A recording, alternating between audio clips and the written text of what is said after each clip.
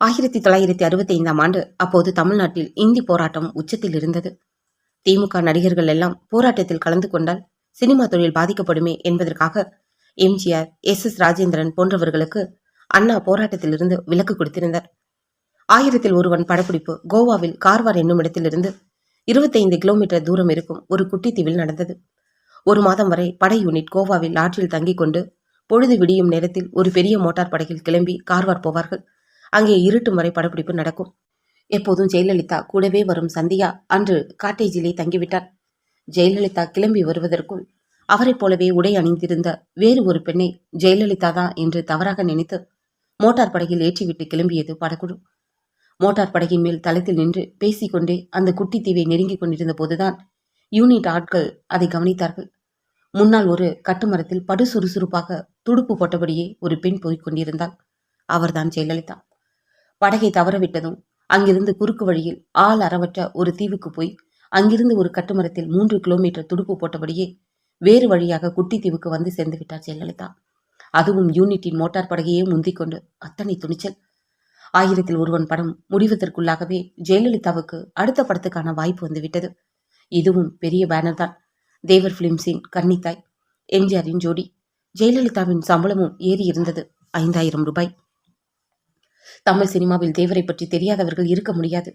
நெற்றியில் பட்டையும் உடம்பு முழுக்க சந்தனத்தையும் பூசிக்கொண்டு திறந்த மேனியாக பக்தி பழமாக காட்சி தருவார் தேவர். செட்டுக்குள் வந்துவிட்டால் ஒரே வசவு மழைதான். அவ்வப்போது பிராயச்சித்தமாக முருகா முருகா என்பார். யூனிட் எப்போதும் கூச்சலும் குழப்புமாக இருக்கும். கொஞ்சம் தாமதமாகிவிட்டால் கூட போதும், அக்கம் பக்கம் பார்க்காமல் கண்டபடி திட்டி விடுவார். படப்பிடிப்பு தளத்தை 10 நாட்களுக்கு மட்டுமே வாடகைக்கு எடுப்பார் தேவர். எல்லாமே அவசர கதியில் நடக்கும். படப்பிடிப்பின் நடுவே இடைவேளை, ஓய்வெல்லாம் இருக்காது. ஒத்திகை இருக்கவே இருக்காது. நேராக டேக் போய்விட வேண்டியதான். வசனம் கூட செட்டில் தான் எழுதுவார்கள். அதை படித்து பார்க்க கூட நேரம் இருக்காது. வசனம் நீளமாக இருந்தால் கேமராவுக்கு முதுகை காட்ட வைத்து ஷாட்டை ஓகே செய்து விடுவார்கள்.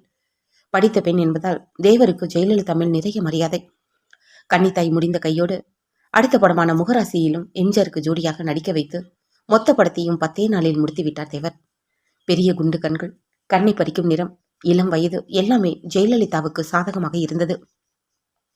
மாடர்ன் ட்ரெஸ் முதல் மடிசர் புடவை வரை ஜெயலலிதாவுக்கு எந்த உடையிலும் கச்சிதமாக இருந்தார். வயதை மறைக்கும் நடிகைகளுக்கு மத்தியில் ஜெயலலிதா வித்தியாசமானவர். முதல் படத்தில் நடிக்கும் போதே தன்னுடைய பிறந்த நாளை வெளிப்படையாக சொன்னவர். பரதநாட்டியமா வெஸ்டர்ன் டான்ஸா எதுவாக இருந்தாலும் ஜெயலலிதாவுக்கு சர்வசாதாரணம். எந்த மொழி வசனமாக இருந்தாலும் ஒரே ஒரு முறை படித்து பார்த்துவிட்டு நேராக ஒத்திகைக்கு வந்து விடுவார். தமிழ் சினிமாவும் அப்படி ஒரு ஆல்ரவுண்டருக்காகத்தான் காத்திருந்தது.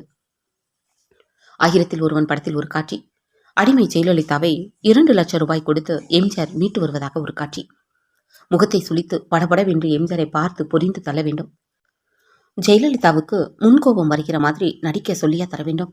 ஷாட் ரெடி என்று சொன்னதும் படுவேகமாக முகபாவத்தை மாற்றி அதற்கேற்றபடி வசனத்தையும் ஏற்ற இறக்கத்தோடு சொல்லி முடித்த ஜெயலலிதாவின் காதோரமாக வந்து எம்ஜிஆர் சொன்னார், படபடப்பு, வேகம், துள்ளல், தைரியம் இதையெல்லாம் பானுமதி அம்மாவுக்கு அப்புறம் உன்கிட்ட தான் பார்க்கிறேன் என்று.